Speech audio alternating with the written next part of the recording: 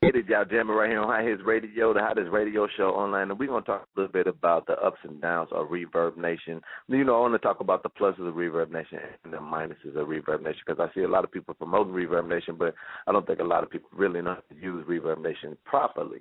Now, the ups about Reverb Nation, it is a good outlet. I mean, you want to use every outlet that you can to get your music out there. But if it was me, I wouldn't put all my music on there because you can. You don't get paid for plays and everything like that. Because I've seen people have like 70 and 80,000 plays on there, and then you're not getting paid. You're not getting any kind of royalties off of it. So the best thing I think to do would be to get your music on iTunes. But a lot of artists don't own their music, so they can't do that. So the best thing to do is try to create your own music, buy your own beats, get your music copywritten, so that you could put it on iTunes and everything. So if you're getting that many listeners, like 70, 80,000 listeners on Reverb, you should be getting, go get your music on, go through iTunes and Spotify and iHeartRadio and things like that so you can start getting plays for your music. You can even listen to your own music and get paid for it.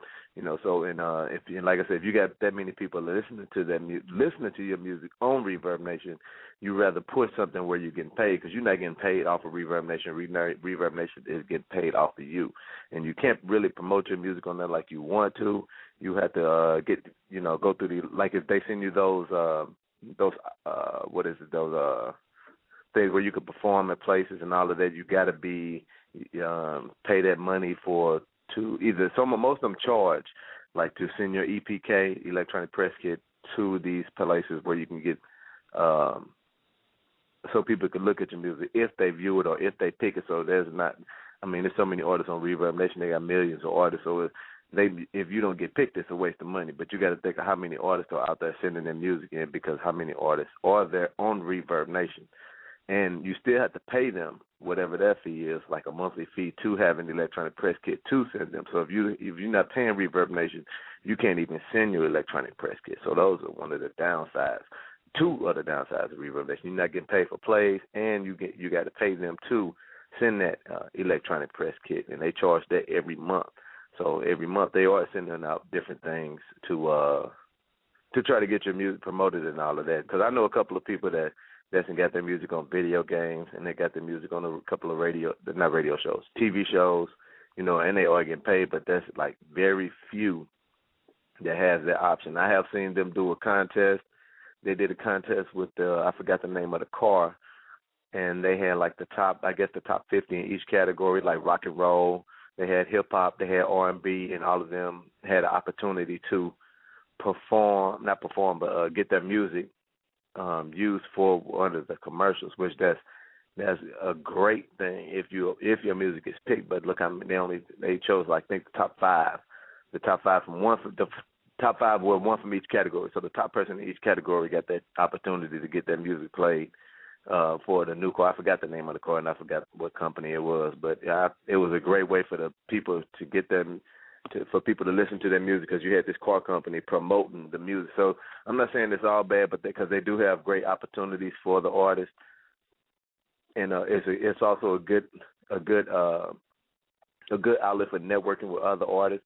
But don't go in there. You don't see too many fans signing up to Reverb to listen to your music, even though they can listen to your music through Facebook or any other outlet. Wherever you embed the player.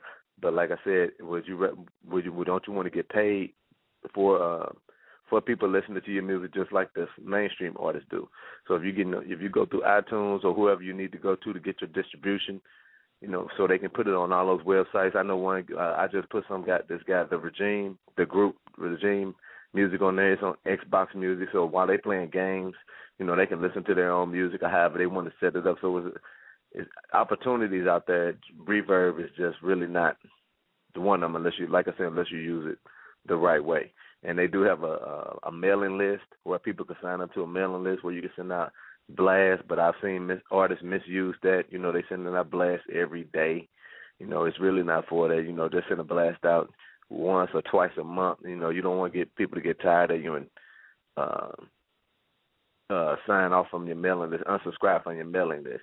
So that's just another thing that you need to watch out for when you're trying to promote through Reverb, because Reverb is making all kind of money off of off of the artist. There aren't too many fans out there, like I said, that signed up with Reverb.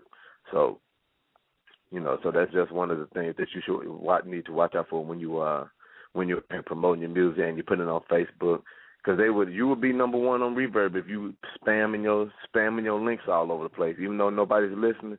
You getting paid. You're not getting paid for the really listens, your number's not moving up because of people listening to your music. It's how much you use in Reverbnation. Because if you're on the spamming everybody's page, it is keeping track of how many times you are putting it on people's page and all of that. It's not the fact that somebody's listening to it. So really, just letting you know, number one on Reverbnation means absolutely shit.